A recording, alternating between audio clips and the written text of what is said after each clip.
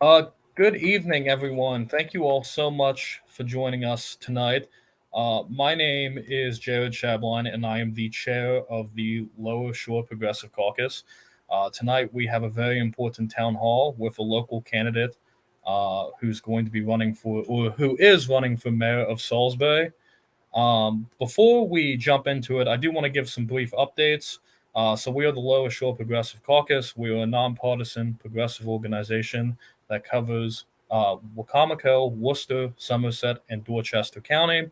The other thing that I wanted to mention real quick is the purpose of these town halls to gather information from each candidate and allow them the opportunity to share experiences with the audience on why they are the best person for the job.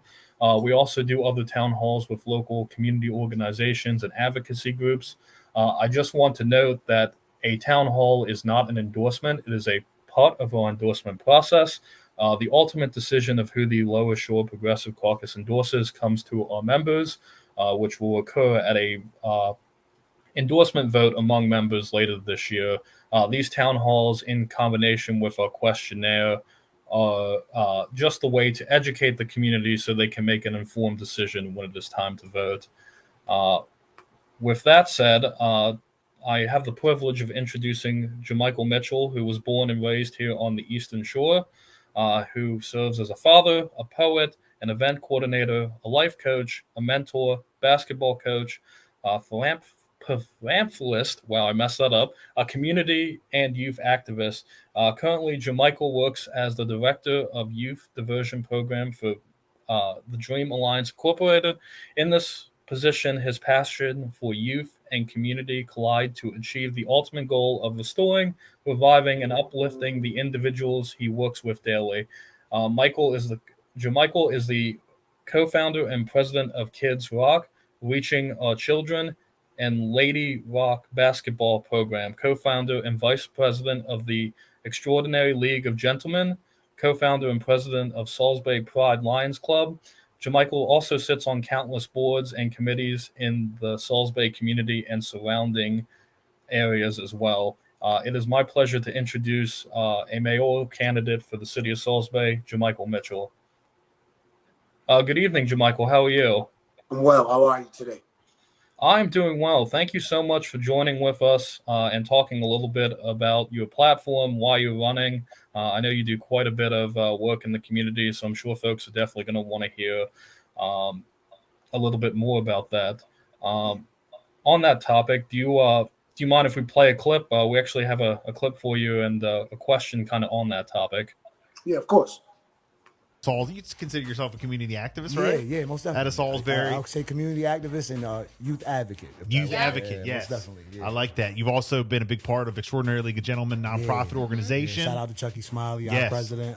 Yeah, most definitely. We've done some things over the years, and we're actually excited about the future, man. We have some big campaigns that we will have coming up next year. Nice. Chucky gonna break that real soon, and we're just grateful to have the opportunity to do things in our community. And you got your Lions Club? So we don't have that any longer. Okay. That's something that we've kind of fell back from. We still support those clubs and those organizations. Right. We're still around to do things and support with that. But we no longer have. Okay. Well, talk to us about what you've been up to. So I just been chilling, man. I took a little break. Okay. Self care. Yeah. That makes sense. Yes. Of course, I lost my nephew. Oh man. And it was a big impact. Sorry to hear. During the epidemic. So you mentioned quite a bit of your community activism. What kind of made you decide to take that jump from the private to, the public life of running for mayor? I would just say I felt like we could do some more better things to better our community. Not saying that our city isn't already great. I think we're one of the best cities on the Eastern Shore. I truly believe that we're the capital of the Eastern Shore.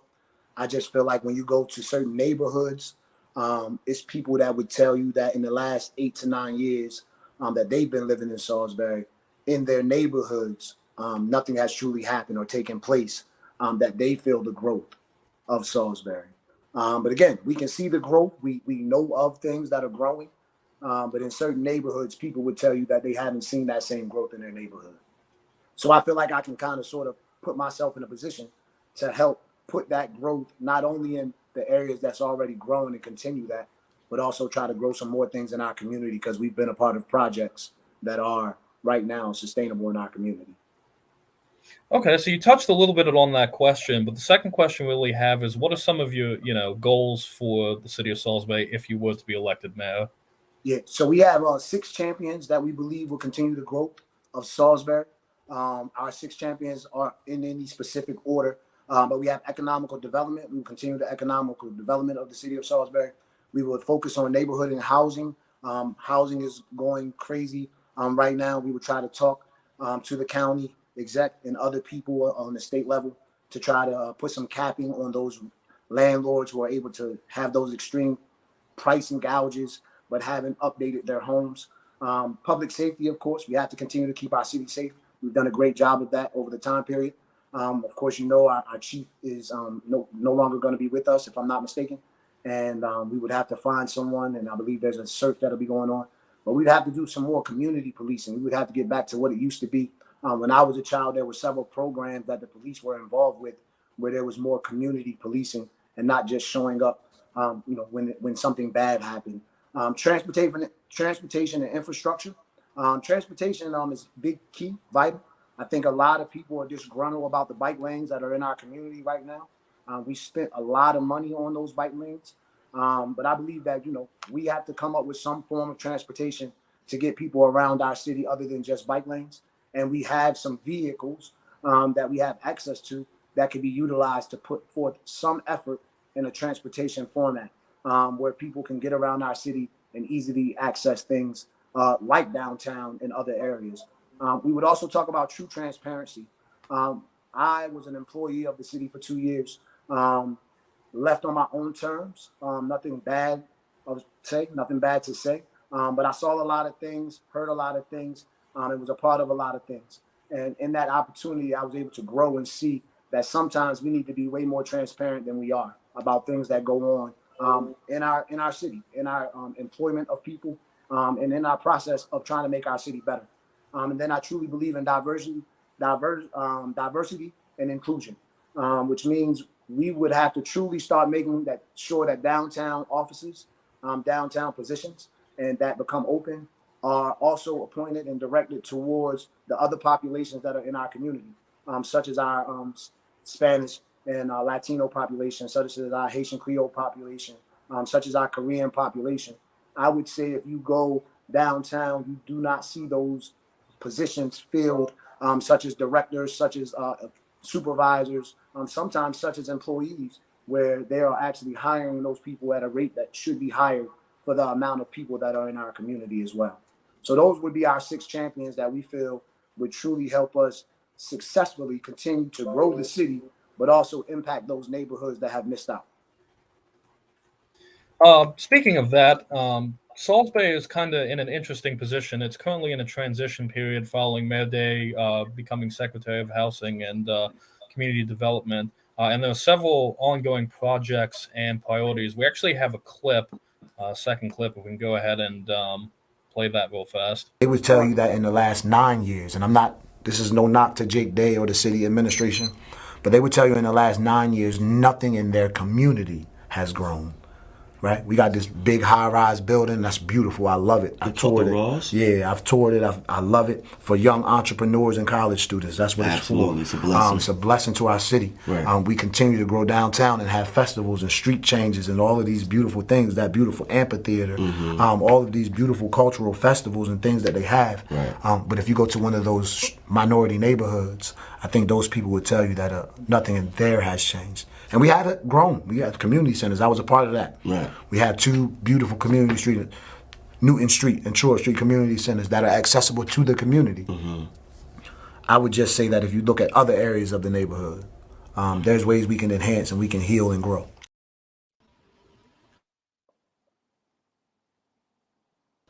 Hello, it's a new host now, but I was wondering, after that video, how do your goals align with the current initiatives of the city? How do my goals align? Say that again. Yeah, how do your goals align with the current initiatives of the city? So there are some things that we know that there is an overall plan to grow our city, and our goal is to continue that plan. We don't have plans on changing anything with the growth plan of our economic development. of Salisbury. We truly believe that we are the capital of Salisbury, and we need to grow and be an example for other towns and be the leader. We just feel that we need to bring more jobs. We need to make sure that we have affordable housing for these single mothers. We need to make sure that we're growing all communities. We need to make sure that we're partnering with our county to make sure that projects are successful and grow. There are several partnerships that could happen along with our county exec and our county council that could continue to grow Salisbury and be true leading example of what a beautiful metropolitan city looks like, an urban city, because that's what we're growing into. We have a beautiful university who does great work in our community as well. I just truly believe that the alignment is already there. The work that we've already put in shows the alignment of what we truly care about and how we can truly get actively involved and continue to make things grow.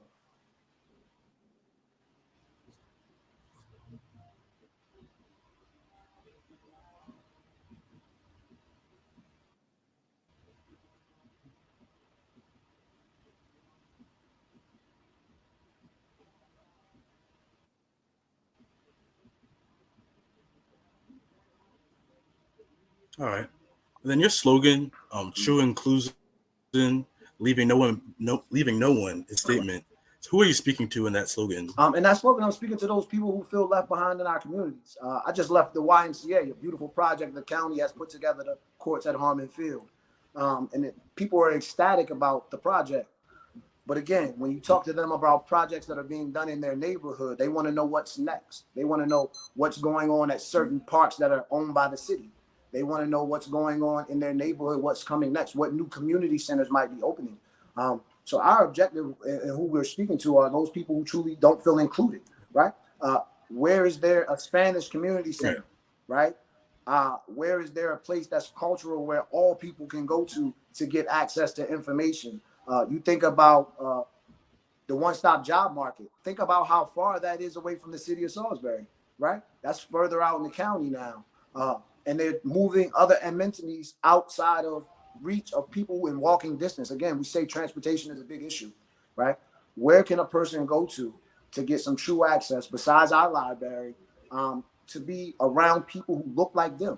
If I want to buy a home and I want to go through that whole process, and is there a code enforcement officer who looks like me that I can work with, who speaks my language? Shouldn't that be a thing? Shouldn't someone, if there's a complaint with what's going on or with what I'm doing with my yard or something of that nature, I believe that language sometimes is a big barrier, right? We just can't communicate properly. So that causes problems and issues. So when you say leaving no one, that means you start hiring people who look like the population that lives in your city. If you look at our past census, I would say that the minority people who we felt before, they're the majority now. But if you look at what they're hiring at our city offices, if you look at the directors, if you look at the people that are getting hired, they don't look like the population. And we have to start doing that. So when we use that slogan, that is what we speak of. We speak of the person who's been working for the city for 30 years, and then they bring in a new director. Where's the growth? Why wouldn't you have someone who's already known the system and make them the new director? They're going to work extra hard for you. And now you don't have to teach someone else the system, right? Why keep bringing in these other people when you can have homegrown people right here in our backyard who truly love the area? That's what we mean. We've seen these things happen. We've experienced these things ourselves. And we just want people to know we're not going to leave them behind just because we're a part of government. We're not going to leave them behind because we say, oh, that's the city's job, or that's them handling that over there. We were told these things. And we want people to truly know that's not how government should run. Government should never tell someone that we can do nothing about that. You can always speak up. You can always, that's what government is about. That's what politics is about, using your voice. So when you tell people when they're going through something that there's nothing you can do about it, or to trust the system when the system is broken and we know it's broken, that's very hard for you to say that you're truly including everyone.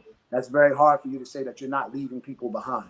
Our mission is to truly educate and empower in this campaign and show people that you can have a voice and you can come from nothing and make some positive things still happen in your community.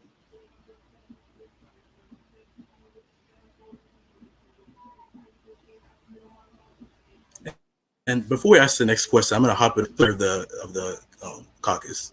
Yeah.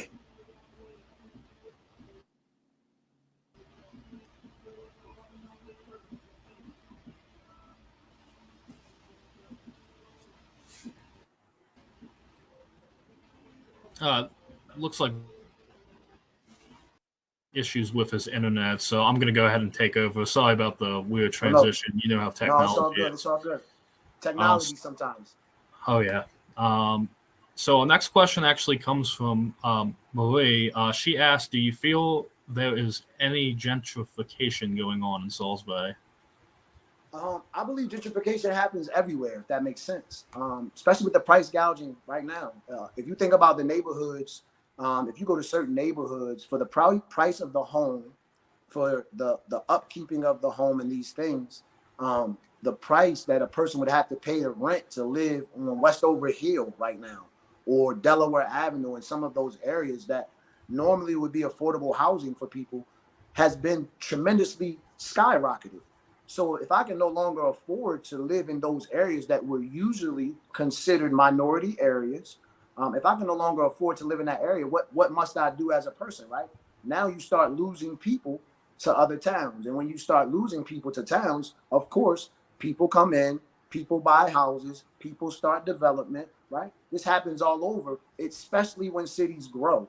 What we would have to start encouraging is we have to start using programs in our community that already exist to teach people how to be first-time buyers, to teach landlords in our communities to start selling those homes instead of to developers. Sell those homes to the lady that's been living in that home for 30 years, who's been paying rent and has bought that home already. Instead of you selling it to a developer, sell it to the person that's been living there. Start allowing these people to buy back in their community. Start empowering people so they can truly believe in their city, so that they have something, and start teaching them financial literacy so they can learn how not only to obtain it, but to sustain it, right? We have to talk to them and educate those people so that they can be truly involved in our community, so they can feel a part of things, not just allow developers to come in. So yes, I do believe gentrification is happening in our city. Is it on purpose? I wouldn't say that. I would say that landlords are going by the same scale as other counties in our state, and they don't realize a lot of people here don't make that same money. But again, sometimes it can look like gentrification is done on purpose, especially when a city is trying to grow. So yes, I do believe it's going on. And how we stop it, I don't know. That's something that we would all have to sit down and come together with. But I truly believe we have to attack the crisis of, excuse me, we have to attack the crisis right now of affordable housing. And when we talk about affordable housing, this is another issue. We're not talking about apartments or high rises or projects. We're tired of seeing project buildings so we can jam pack people into space. There are places and communities around us that have single family homes down dead end streets with 30 to 40 homes of single families where they have a front and backyard. People should have that experience.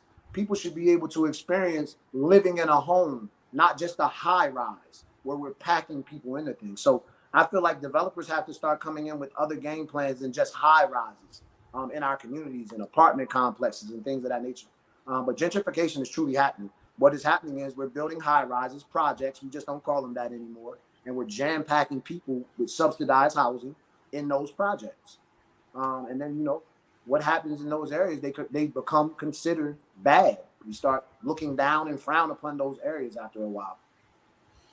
Well, you actually answered my follow-up, so we're going to jump to a different question that comes from Facebook, which is, what is being done to help single fathers? I'll change a little bit to single parents in general. I would agree. There are tons of programs, it seems, out here for single mothers. I can answer the question. I have no problem with that. Okay. There are tons of programs out that it seems for a single mother. I have friends who are single fathers who have struggled to get help and services. It's just a true fact. Usually a male is told, pull up by your bootstraps type of theory, right? You're supposed to go get a job. But there are tons of single fathers out here who are struggling to have access to care, who have access to finances and things of that nature, but they have the children, whatever that may look like. No, not to talk bad about whatever the mother's trauma may be that's causing her not to be a great parent. But those fathers have the children, and it is tremendously hard for a father to get the services that a mother gets. I truly understand the question. What we would have to do is sit down with our health departments, sit down with some of our other agencies out here, some of our nonprofit organizations who also help single mothers, and see how we could formulate and start helping single fathers who have children. What services can be created or grants can be grabbed to start helping single fathers. This is where you empower other people to help with that need, right? So again, from a city standpoint, it may not be much that we can do, but we can start empowering other organizations by calling meetings, by having interest meetings, by finding out what other fathers are out there who have the same need. And then once we start those interest meetings, we can put the right people to the table. That's one good thing about us that we bring is we're well connected to the community and the resources that we could easily start a program or put some resources together or a think tank together that causes action to help single fathers here in our community, because there are a lot of single fathers out there who truly don't get the support and services that they need to be successful. Thank you for answering that. One thing I'll mention to the folks at home, there is a backlog of questions. I promise you'll get them answered. It's just taking some time. Also, if you have any questions, feel free to type them right in the chat, and we'll get to them when in the order that they were submitted. Our next one comes from Miss Kelsey Maddox, and she asked, "What is your experience in developing and managing budgets?" So I've been a part of that. That's a great question. A lot of people feel like that's not a good thing of mine. I've managed budgets for a very long time, actually. The projects that we've done over the years may seem small to some, but we've taken shoestring budgets and made them look large. But I've also been a part of different nonprofits. I work for a nonprofit right now where I have access to help manage budgets, where we're taking grant funds and we're dispersing those funds to pay employees and do other things. So I do have some experience helping manage budgets. A lot of people just think it's on a small scale because of sports and things of that nature. But a lot of people don't know my background when it comes to my working environment. A lot of people just see my community environment and think, oh, he just does events and he just manages small sports things and things of that nature. Thank you. This next one's a little long, so forgive me for looking down at my phone. We can't actually see the full question here. This next question comes from James, and he said, in 1931, a young black man named Matthew Williams was lynched by a white mob in Salisbury, Maryland. Among the mob was Salisbury Police Chief Nicholas Holland and Fire Deputy Chief Frederick Guerrero Jr. I hope I said that correctly, James. In the decades following this act of white supremacy terrorism, and an entire black neighborhood known as Georgetown was systematically destroyed through the constructions of Route 15 and 13. Much of where it used to be now lives under Lot 10. The only remaining building is the former John Wesley Methodist Church, now known as the Chipman Center. If you are elected mayor, what will you do to further the cause of truth and reconciliation in this community?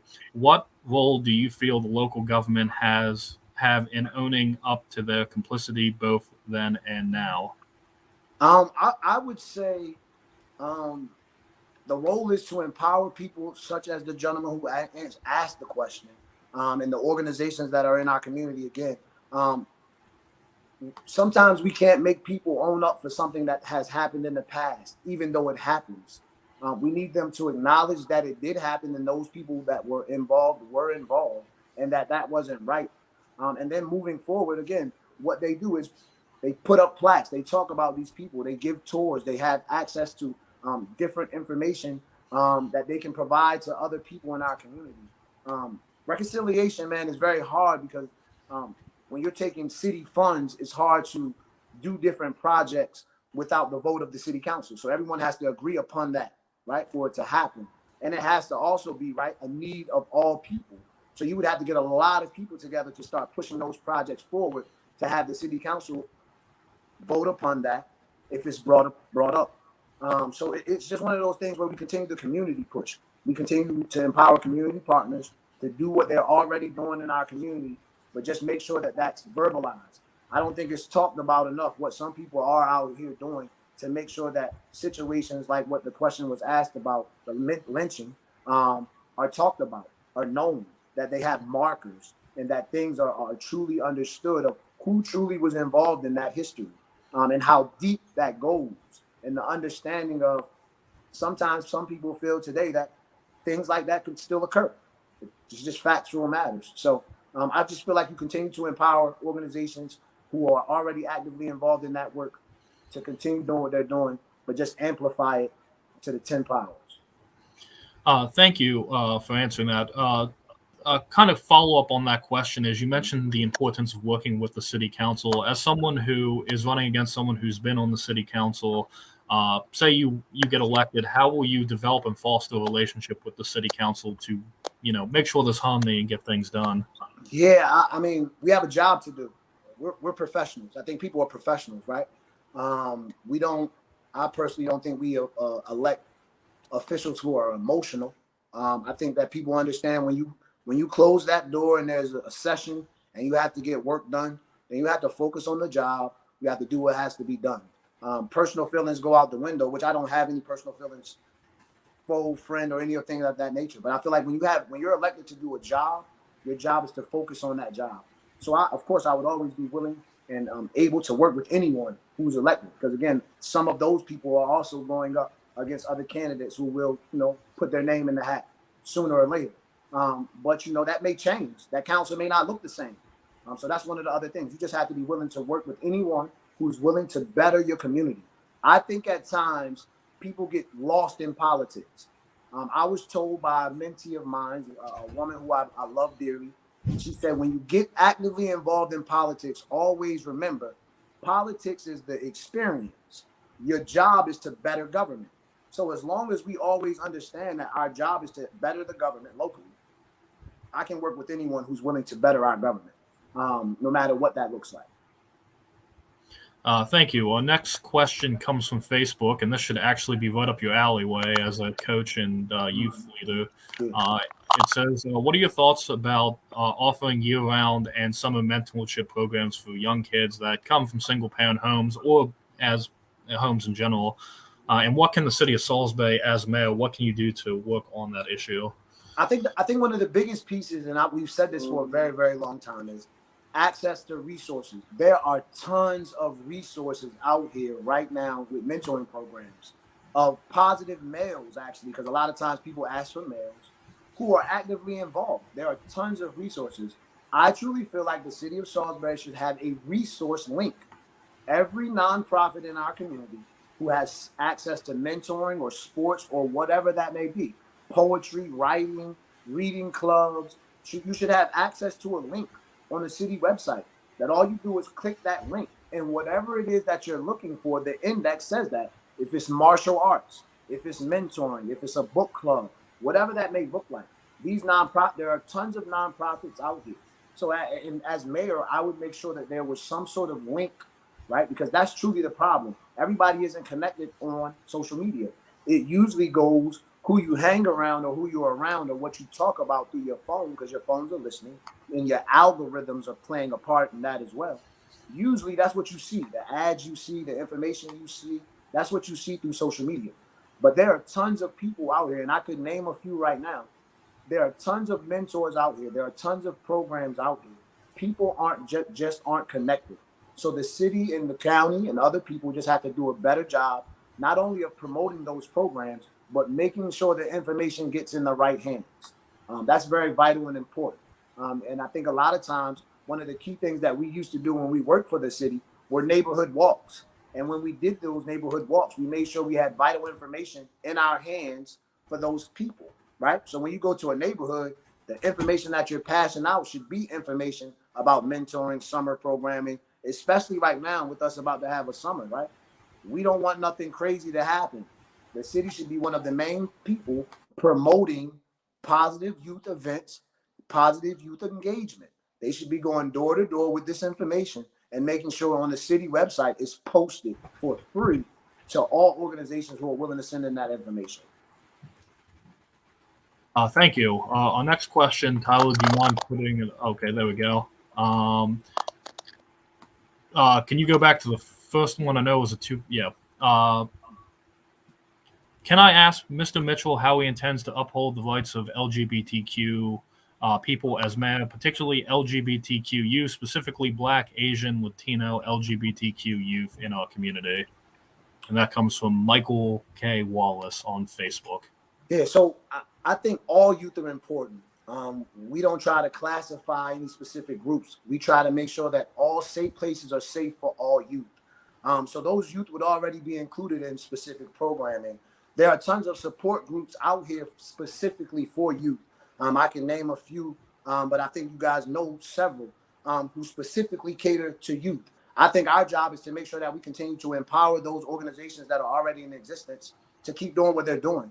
As a city, as mayor, we would make sure that we empower them. They would have access to grants. We would make sure they have access to our city spaces, such as our rec centers and our community centers, so that they can have meetings and safe spaces. But in being a part of these community centers and the making of them for the city, they are already safe spaces for the target group that this question asked about. The city does a great job now of making sure that they partner with different organizations to make sure the youth in our community that are asked about have safe spaces to be creative, to be empowered, and to do things in our community.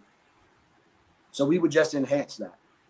That's the biggest piece. We would continue to enhance what's already going on. The next one is and this was the follow-up. Also, what are your thoughts on Black LGBTQ people and their place in community events like Juneteenth, which is the newer? My thoughts are Juneteenth is about the freedom that people didn't know they had. I don't have a specific thought. If people want to support Juneteenth for what Juneteenth is, that's what it's about. So when you're supporting Juneteenth, I think that all people can support that. It's an opportunity in history that people didn't know that they were free, and they finally found out. So I think that's what the focus of Juneteenth is. I don't think there's any other focus. And when you try to put another focus on it, it becomes commercialized. Like now you see different billboards and different commercials and different things. We don't want to commercialize Juneteenth because this is a true fact in history that people did not know that they were free. We don't want to make it a publicity stunt for anything besides the fact that it's Juneteenth and that this is an opportunity when people truly knew about their freedom. So that's it. That's all when it comes to Juneteenth. It's one of those things that I'm strongly about. I've been celebrating it for years before it became a national holiday. I've studied it and I know a lot of history behind it. And I just truly believe anyone who wants to help celebrate that, it's possible. Everyone isn't an American, but when 4th of July happens, people put on their red, white, and blue and they celebrate it. They make sure it's about 4th of July. So I don't see why anyone else would have a problem or issue making sure that Juneteenth is about Juneteenth. Thank you. Changing gears to a completely different topic. Our next one is Kelsey. Oh, sorry, Tyler. It seems that education is geared towards college for the most part. How would you develop training programs for people who don't want college or can't afford it? There are many jobs that don't require college, but training. Yeah. So I think Warwick already has some. Again, we don't have to recreate the wheel. It's just empowering people that are already in our community, right? Warwick has wonderful programs in our community, not only for our youth, but also for adults, young adults and adults, that a lot of those programs sometimes are free depending on your income. So one of the things that I truly believe, if we were mayor, we would do pilot Warwick programs. Our community centers would have Warwick programs in them. Our neighborhoods would have some sort of Warwick programming there. Instead of having substations, let's have information stations, right? There was a time period in my community, I remember they had substations in different neighborhoods for policing. Let's have information stations where you're helping your community, where they can have access to some information about those programs, where they can get a GED, where they can go to driver's ed. Warwick has so many programs. The one-stop job market has so many programs. But when you start talking about transportation, how do we get these people to that? We truly believe in life path plans. Even in my job, we believe that everyone won't go to college, but everyone deserves to be a great citizen. So you still have the military that you could push them towards. You still have trade school that you could push them towards. In today's time, you can take a 18-month cybersecurity job and make just as much money as if you went to 4 years. So we try to push people towards life path plans. What individually will work for you? But we truly believe that Warwick has tons of good programs. The one-stop job market has tons of good programs. And there are other nonprofits in our community who have workforce development programs that you could truly empower people. It's just the access. These programs need to be in our neighborhoods, not miles out the way where people can't get to them unless they have access to shore transit or money for a cab. That's one of the biggest issues that we have is transportation to get to these things. You've actually mentioned this quite a few times, and I think your last comment kind of sums up this next question perfectly. You mentioned that transportation is a major issue in about every aspect of life. How would you, sorry, Tyler, I'm asking a follow-up, then we'll get to your question, Rosie. How, as mayor or working in the city government, can you help address some of these city issues, transportation issues, I'm sorry? This isn't a knock to Salisbury University, what I'm about to say.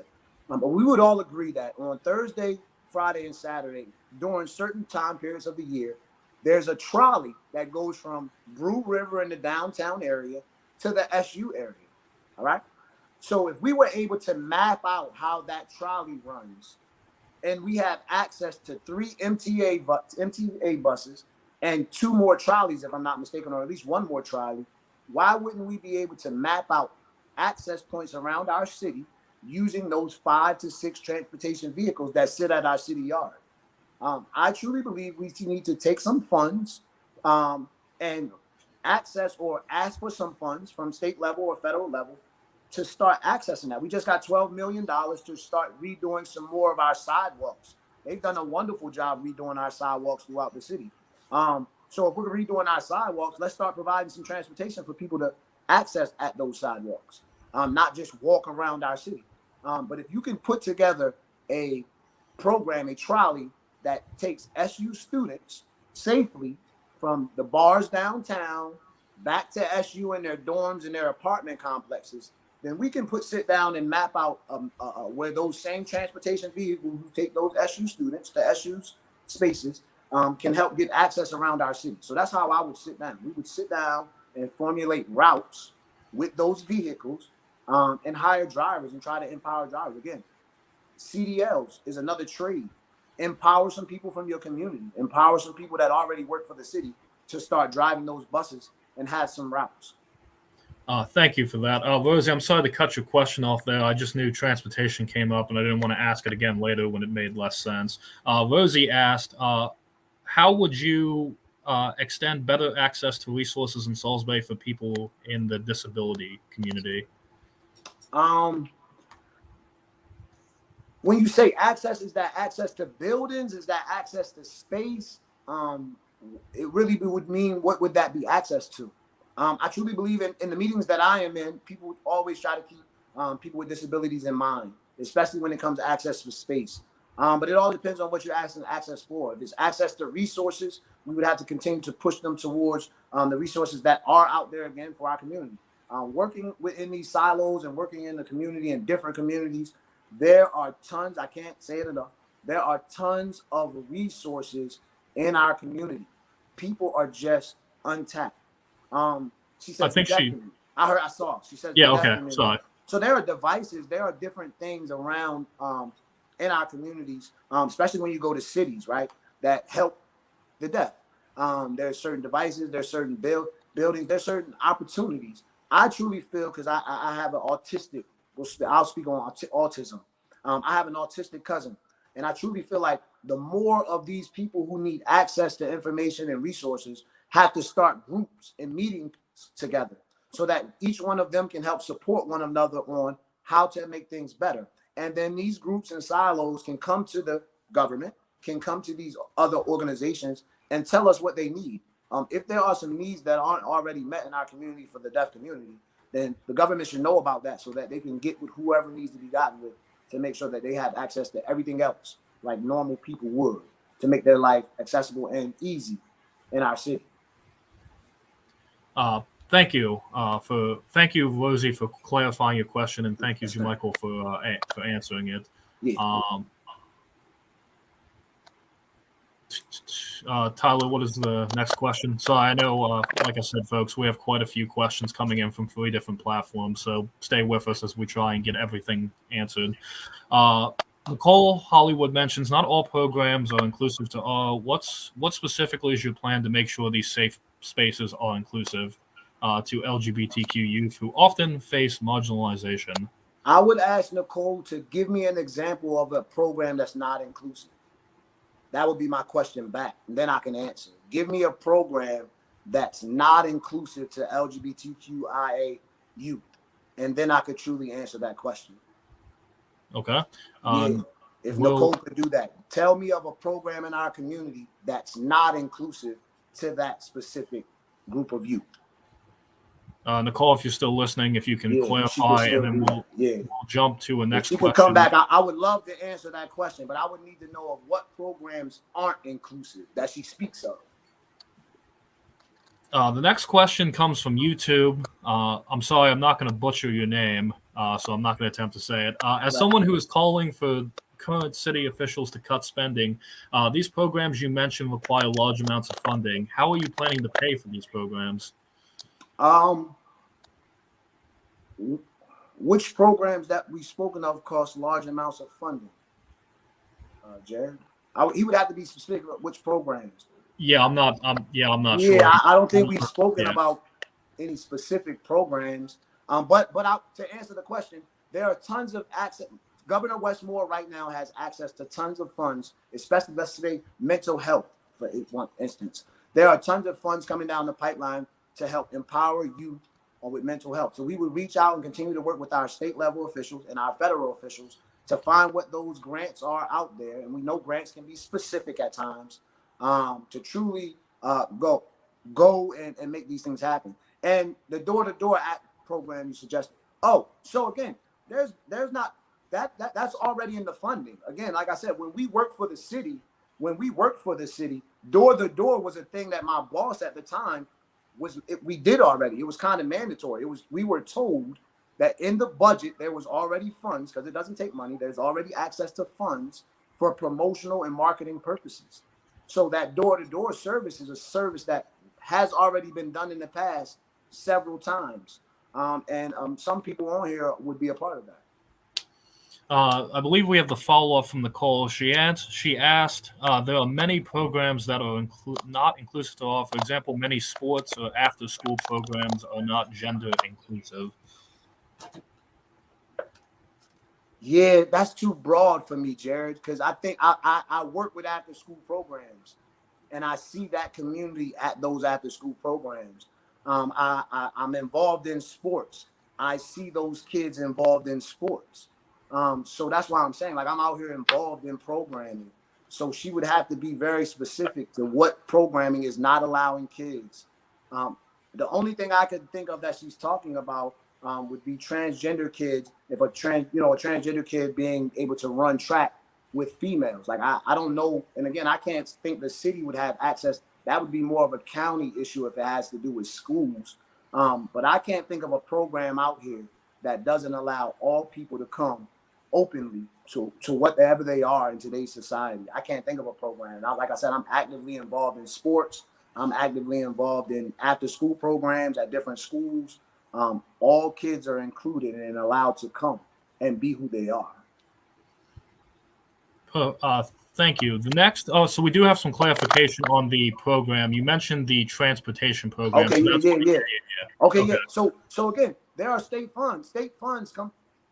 Shore Transit gets state funds. There are state funds that come to help with transportation. So we would have to reach out for those funds and try to, again, put up. I understand SU may pay for those SU students and for that trolley to run. But again, it's all about reaching out for funds because there's a need. The state's job, right, is to make sure that needs are met of the people in the state. And then that falls down to the city, municipalities, and things like county municipalities. But the state's job also is to make sure that the needs are being met in communities. If Governor Moore is about the plan that he says he's about, then we hold him accountable and we let him know that transportation is a very large issue for people in our community. And he will help us figure out how we can get better transportation here, especially when we have vehicles that just sit in a yard. It's not like we have to purchase these vehicles.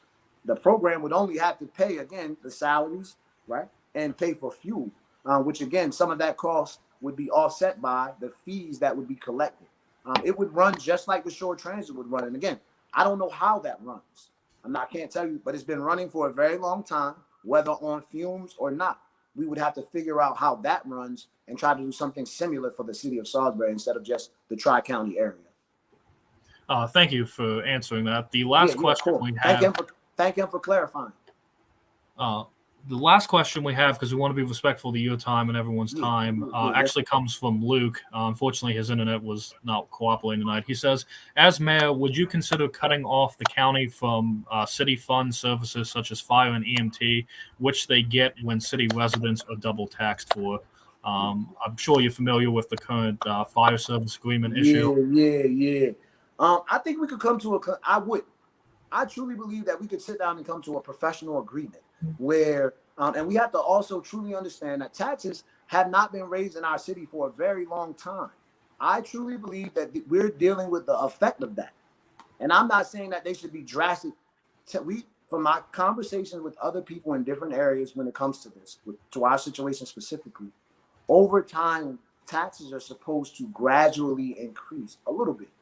Not a lot, not tremendously, but a little bit. And what we've done over the past few years, and you correct me if I'm wrong, but we haven't raised taxes at all. That's something that we've bragged about. That's something that we've talked about and we've rubber stamped and championed, city council and the mayor. This is something that we've always talked about, how we have not raised taxes in Salisbury. So now people are dealing with the fact that we have not raised taxes in Salisbury. I believe if we had raised taxes gradually over time, we could still sit down and strike a better deal with the county. So I feel like as adults, with the need that's needed, the county has the need, obviously, that a good deal could be struck with the right people in place to just have adult conversations. Not the back and forth or blaming others, right? Blaming people gets us nowhere. That just continues arguments. If we're truly trying to figure things out, let's not point fingers of blame. Let's truly find solutions to the problems so we can figure it out and not truly hit the taxes of our people. I truly feel like something could be worked out if the right people were to sit down and have a grown-up discussion. Jermichael, sorry to go off script a little bit here, but I want to confirm with you. I just heard from your campaign manager that you have some time for some more questions. Are you good for a few more? Yes, I have time. Yes, sir. So the next question I actually have comes from not on social media, but one of our own, jumping back to the document. Budgetary concerns has been a major issue for the city of Salisbury. A lot of the COVID money's dried up. There's various budget issues. How would you plan on addressing them if you became mayor and keeping a budget balanced and services continuing to go? I would say in the 2 years that I always hear that we're in budget issues. I always hear that, right? I used to hear that all the time as a community change agent, I would say. There's no money, there's no nothing. I will say that in the 2 years that I was working for the city of Salisbury, for the budget meetings that I was in, for the things that I was allowed to see, I would say, Jared, that sometimes when it seems like we're in a budget issue, we're not really in a budget issue.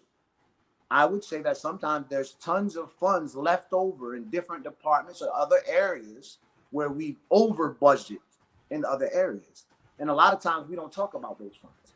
A lot of times we look at where we're hurting for funds and we try to make arguments for more funds from other places. But there's a lot of times, from my experience, that we find funds in other areas for what we need to find funds for. So I would continue to manage our budget. In those other departments that we overfund at times, we make sure we move that money where it needs to be moved so that the budget is maintained and so that we don't hit the pockets of our people. This is something that I know to be fact and no one can tell me otherwise because I've seen it with my own 2 eyes. I've lived it. So to maintain and manage that budget, it would be something where we would truly keep our eyes on what departments we're over budgeting in and make sure we move those funds to the places where we need them so that way our budget doesn't get too out of whack. Thank you. This is kind of a follow-up for a question that you touched on a little bit earlier. And this is something that probably impacts you very closely as someone who works in, with our youth. What is your plan to address crime, the crime rate in our city, and just crime in general? Well, I read a news article the other day, which is letting us know that in the past 10 years, crime has gone down. You would have to look at who that target of crime, where those areas of target of crime is happening. And then I truly believe when you see where the areas of crime are happening, what's going on positive in those areas, right? That's the other piece. A lot of times we say crime happens in bad neighborhoods, which we know is true. but what's good going on in those neighborhoods where crime is happening. Once you get involved in those environments and you start truly putting in the work in those environments, people are inspired to change, right? You're still going to deal with people who don't want to change. And you truly have to make sure that your law enforcement handles those situations. But at times, people do want change. They just don't know how to change. So our objective is to get in those crime-ridden areas and not just police those areas, but truly empower those communities for better. Truly put access to information and resources where those children who usually don't have anything to do, who usually aren't going anywhere or being engaged in something, we have to get them actively involved so they're not committing the crimes in our community. Same with adults. We know that adults are adults. There's nothing you can do about an adult who decides to go commit a crime. There's absolutely nothing you can do about a child who decides to go commit a crime. But if you're engaging and giving them access to other things, that's very vital and important, because you can at least say you gave an option. But when you have nothing going on in that neighborhood and then you're complaining about crime, that's a problem and that's an issue. And sometimes that's what's going on. We're complaining about crime in areas we have nothing going on. We're not doing anything positive in. And those people are living in trauma. And we're asking why they're doing the things that they're doing. Sometimes it's an oxymoron to me. We need to get in those areas, make sure they have access to more information and more things. And we have to truly go door to door and knock and ask people what they need. What do people need from the city? Not what can the city get from people. Thank you. And Vienna, I believe that is how you said, asked, are you suggesting a tax increase? Well, we're facing that now. I'm not suggesting it. That's what they're already suggesting. They're about to raise taxes. So that's not what I'm suggesting. That's actually in order for our budget to be, like you said, the fires, in order for our budget to maintain and not be out of whack like it is, they have to raise taxes. So no, I'm not suggesting a tax increase. What I'm saying is, over a 9 to 10 year time period, we didn't raise taxes. And that is why we're dealing with what we're dealing with now. So over time, you should increase taxes small, little bit by little bit, not majorly. Like right now, you're going to get a major tax hike. It shouldn't be that way, because if we were gradually increasing taxes small, at a small rate, then we wouldn't be where we are right now, where people are about to get hit and there's nothing they can do about it. It's not the 10%, 11, 12% it was going to be, but they're still going to get, I think it's 5%. They're still going to get hit. So no, I'm not suggesting to raise taxes. I'm saying that you have to raise taxes gradually for your economy and your budget to be stable. You have to. It's something that's a part of politics. Thank you for giving an in-depth explanation on that. The next question, similar but a little bit different. How would you attract more businesses, revenue, and jobs to Salisbury? So at one point in time, we were a factory-driven city. There was Bayliner, there was Wayne Dresser, there was factories here, there was Campbell Soup. And then we became a manufacturing city where we had different manufacturing companies. And it seems that a lot of those companies have gone astray. We have to get back to that. If we're going to have rent prices raised the way they are, we have to get back to trying to lure in some factory jobs. We have to get back into luring some manufacturing jobs. We have to get back into luring some warehouse jobs. You look at Amazon. I believe we could have gotten an Amazon in the area. Why couldn't we have? We've let our counterparts right up the road get an Amazon. You look at Walmart distribution centers. I believe we could have gotten one in this area, but we allow our counterparts in other areas to get these things that create jobs and bring money to the area. Truly, I agree that we have to get back to not just construction going on in our community and saying that is jobs. That is bringing some jobs, but that's not the manufacturing jobs that gave people careers, right? Where they were able to buy homes in that community, where they were able to be sustainable, where they didn't have to move in a 2 to 3 year time period. We have to try to lure more manufacturing and factory style jobs back to the area, because we've had them before, and get back to what not only growing our city as an urban city, but also bringing those jobs that are needed to meet the prices that come with growing into an urban city.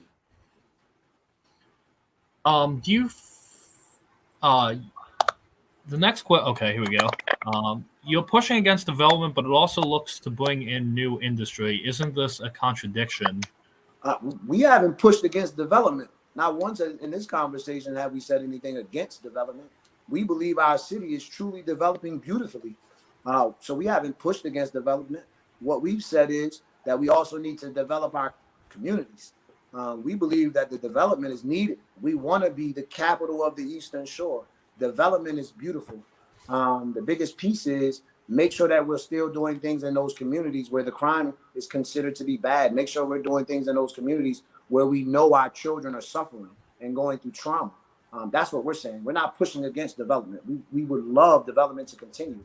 But what we're saying is the type of development that's needed for these communities is not just project style development. We don't want to just pack people into spaces anymore longer. That's just not the style of development that people need to have homes with front yards and backyards. I can tell you several neighborhoods in different communities. Berlin has one I could speak of, and we have their sister development in our community. The development in Berlin is a single family development down a dead end road with at least 20 to 30 houses, front and backyard for single families. The sister development in Salisbury is townhouses and apartments. How is it that, and I get Berlin is smaller, but at the same time, we have areas of Salisbury that are rural still, that we could do these same type of developments just like other areas. We don't always have to have apartment complexes or projects where we jam packing people in. That's the type of development we're pushing against, but we're not pushing against development. Forgive me for oversimplifying this, but I think it might help some folks at home. So you're not saying you're against the current development. You just believe it needs to be more than what it is, like in more areas. Correct. We just feel that we know and understand. We were told 9 to 8. I'll be specific. We were told 9 to 8 years ago to allow them to develop downtown, and that would bring more jobs to the area. That would bring more people to the area, and that would truly grow our city. 8 to 9 years later, would you say that there's more jobs in Salisbury?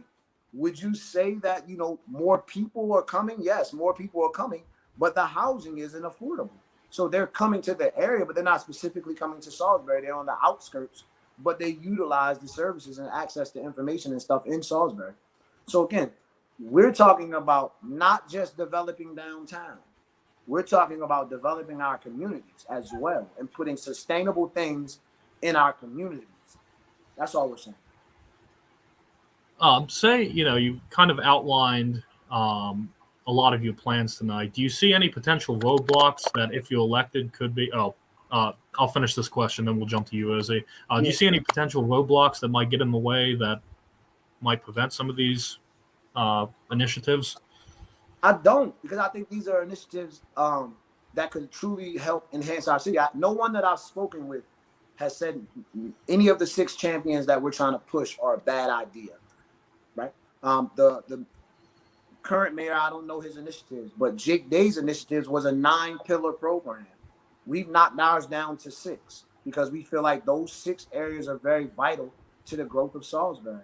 We're not trying to stop anything. We're not trying to change the plan. What we're trying to do is make sure that more people are included in the plan and that those people feel like they're included in the plan. It's time out for telling people what we feel is good for them. They told us that developing downtown was going to be good for the city of Salisbury.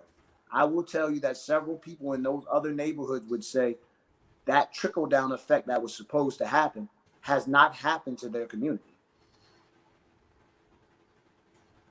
Thank you. I believe you already answered this question, but Rosie says, do you mean more affordable housing? Yeah, yeah, of course. More affordable housing is vital. Again, it is important to understand that we cannot keep pushing people outside of our city. Gentrification, again, whether it's happening planned or on purpose or by accident, is happening. When you can go on Westover Hill on the west side of Salisbury and live in a 2-bedroom house that looks the same like it did 20 years ago when I was a child, and now they're charging you 4 times the rent for the same home, that is a problem in our community that we have to truly work together to solve. Because it's hard when you have people again moving. People are leaving Salisbury, moving to other areas, and I don't want to stop the other areas' development and growth as well. But people are leaving Salisbury, going to Princess Anne, going to other areas, and to find affordable housing. They're leaving. They're taking their children, and they're leaving. They might still work in Salisbury, but they're no longer living here. And I believe that's a problem and an issue. And we need our citizens and our residents to stay right here in the city of Salisbury. The next question also comes from Rosie. Rosie is an artist, if you haven't been able to tell from this.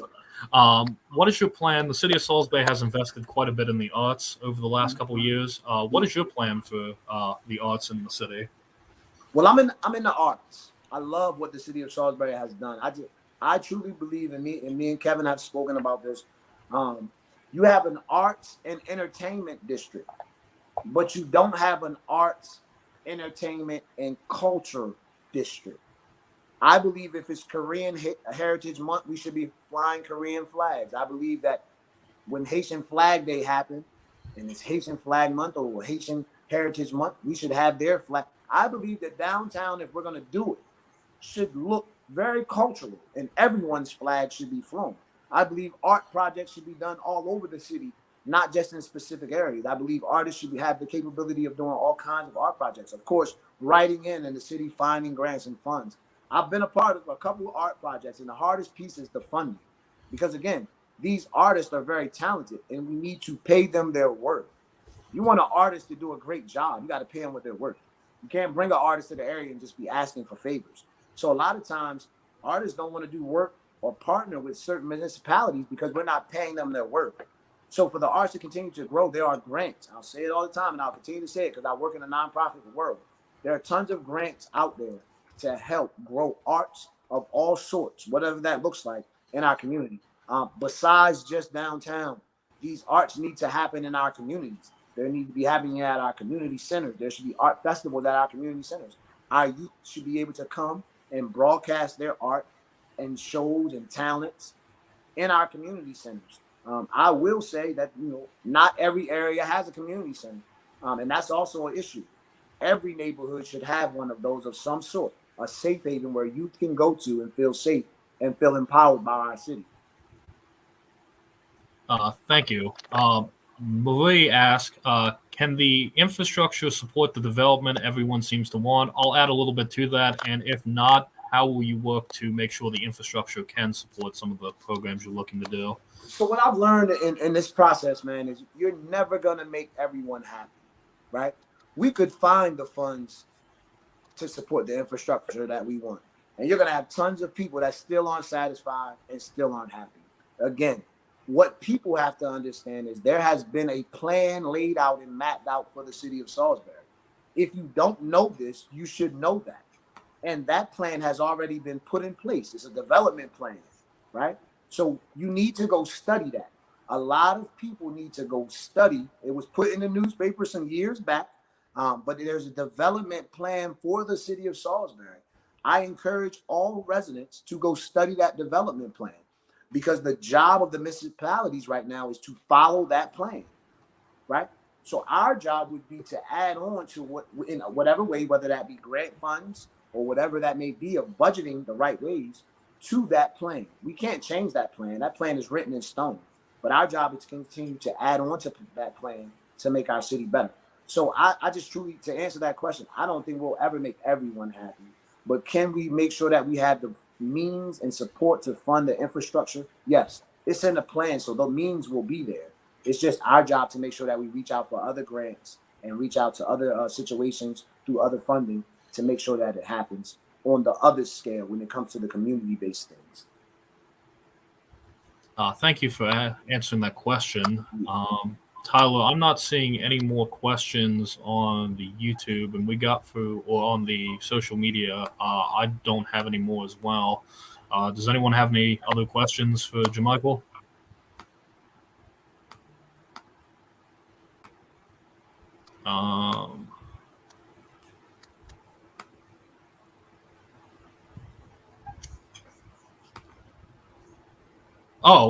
Okay, we just got one in. Luke asked, why did you run for mayor and not city council? What kind of led into the decision to make this move instead of a more localized position? The game plan was to run for city council, to be honest. If Jake Day had stayed around as our mayor, I would have ran for city council. I'm a firm believer, and I've always been told by the elders in my community, when opportunity presents itself, you got to be ready and you got to be prepared. We truly felt and didn't know that Jake Day was going to be leaving. But when he was called on by our governor and the opportunity presented itself, we felt like it was time for us to take the opportunity. This is something that we've talked about. For people who know me, this is something that we've talked about and discussed for a very long time. This isn't something that just popped up. This is something that we've been strategic about for a very, very long time. I've been talking about running for mayor for a very long time. So it's nothing new. I didn't do city council again because the opportunity presented itself. Could I run for city council and win? Most definitely. We knew and we sat down and talked, me and my campaign manager, Kevin Lindsay, that we could run for my district and we were guaranteed to win my district. But we felt like the bigger challenge is what was needed, because through this bigger challenge, our whole purpose is to educate people on the voting process and how to get involved, and then to empower people to know that at any given time you can use your voice and step up to the plate to serve your community, no matter what that looks like. Thank you. The other big thing that the city of Salisbury has worked on is addressing environmental concerns, trying to protect our environment. How will you handle any existing environmental concerns in Salisbury? And do you feel that the city of Salisbury is taking the correct steps now to protect I would say they are. I mean, if you go downtown and look in certain areas, unless the banners are lying, we've won tons of awards for doing better. We've won tons of awards. If you go on our website, best water quality and tons of other awards where we've tried our best, and they're doing a great job. Those people who are working for the city of doing their best to clean things up and make sure that we're economy efficient, not only economy efficient, but earth friendly and earth safe. We would just continue to have conversation about that, continue to talk to the environmentalists and talk to the specialists about that from the state level, and do our best to make sure that we're meeting the criteria to keep our city in good standards with those people.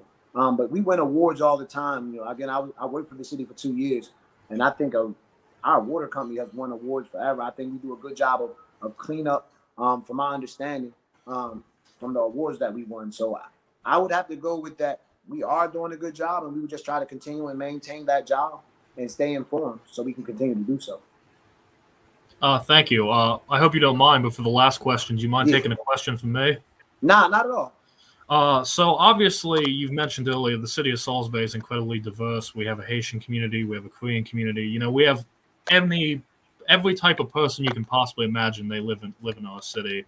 How can you ensure the interest of all constituents are represented fairly when we have so many different types of people calling our city and our community at large home?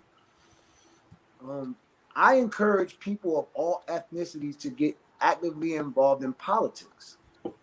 I truly feel like that's how representation happens. I feel like we need to start hiring directors who, again, as I stated earlier, we need to start having these people apply for jobs in whether it be the streets department, whatever department it is. We need people who look like the people from our community. It is vital and important. Again, there are several barriers, language being the main barrier. There are several barriers in place that we could truly, by hiring people who look like our community, we could jump that hurdle by 1,000,000 times. Because when you start, people become more comfortable with the city when they see people, who look like them. So we need to start encouraging people to get in politics who look different than us. We need to start empowering them, informing them, and educating them on the process. We need to make sure that they understand that they're included. And when they have problems, those problems have to be our problems. And we have to find resources from our communities and go help them in those other communities. A lot of those communities have tons of resources already. So you just network with the people who already have access to the resources, which during COVID, we've seen a wonderful job done of how people came together and met several needs through different cohorts and different councils and different committees who came together and met several needs during COVID. So we have ways to make it happen. It's just very vital and important that we continue to work now that COVID is over. As you said, a lot of funds have and information and access has dried up. So it's very vital that we find ways to still become creative with making sure all cultures' needs are met from the city level. Well, thank you so much for answering the questions tonight, Jermichael. I know we've gone a little bit over. I do want to give you some time to do some closing statements. So I'll go ahead and give you the floor for you. Any closing statements about your campaign or anything you really want to talk about? Yeah. So I just want to encourage people to actively get involved. If you're not registered to vote, register to vote. If I'm not your campaign person, still use your power of voting. Voting is a very special thing in your community. A lot of times, because local elections, city elections on an off year, there are tons of people who I've come in contact with who just don't vote in the city election. I encourage you to encourage as many people as you can to get out and vote and use that power. If you see a need in our community, it is time that we truly meet that need. It is a time for us to come together and truly empower all walks of life in our community. No one wants to be left alone when they're going through trauma or when they're going through things.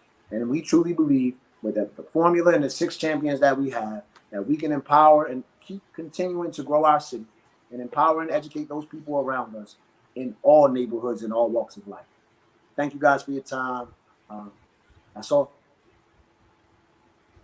Thank you, Jermichael. Do you mind putting either you or Kevin in the comments ways that folks can get in touch with you? I know you have some social media, or do you mind sharing what your social media handles are if people have questions? Because I know it looks like we have a couple more that went over time, and I'm sure they definitely would love to ask those questions. And if you don't mind, instead of I'll just tell people. I go by Jermichael Mitchell on social media. I go by King Langston 8 on Instagram. I'm very accessible. My email is jermichael.mitchell@Maneri'sDreamAlliance.org. But I'm very accessible. Or you can use jermichaelmitchell@yahoo.com. If anyone has any questions, concerns, want to meet, want to talk, want to hear more about our vision and our plan going forward, we are willing to sit down and speak to anyone. You can always reach out to Kevin Lindsay as well. He has full access to me. And he usually sets up those meetings as well. So you can always reach out to Kevin as well. Thank you, Jermichael, for joining us tonight. And thank you, Kevin, for some of the work that you've been doing as well behind the scenes in terms of getting the meeting set up tonight in this town hall. For folks interested in learning more about the LSPC, we have a very busy weekend going on, or week going on, I should say. Tomorrow night, we are going to be hosting Princess Anne Town Councilwoman Shelley Johnson, who's going to be talking about the wonderful work that is going on in the town of Princess Anne. If you want to join us for that meeting, it's going to be virtual at 6:30, and you can click the link that is appearing now in the chat. All you have to do is register to a Zoom. You'll have a Zoom sent to your email, and you can join us tomorrow at 6:30. I will say, when you sign up, please keep that link. That link gets you access to all of our monthly meetings for the entire year, so definitely make sure that you keep that close by. Secondly, we have a big event going on in Cambridge. We are actively supporting Laura Atkiss, who's running in Cambridge's 1st District. They have a very important election that's happening next week. We're going to put in the chat now how you can volunteer and how you can support Laura and all of our great candidates that we do endorse. We have municipal elections going on throughout the year. We know Salisbury is in November, but there's a lot more happening until there. Finally, if you're interested in supporting the work of the LSPC, you can donate financially 2 ways. We are an organization that accepts no special interest money, and we aren't funded by the ultra wealthy. We're actually funded by grassroots working class people like you. You can donate in 2 ways. Number one, at our Act Blue store, at our Act Blue, or the newest update that we have is we now have a merchandise store where you can get official union-made LSPC gear made right here in the United States. You can get T-shirts, hats, stickers. Our stuff is great. And you can also find us at Act Blue, which I realized I did not give Tyler the link, so forgive me.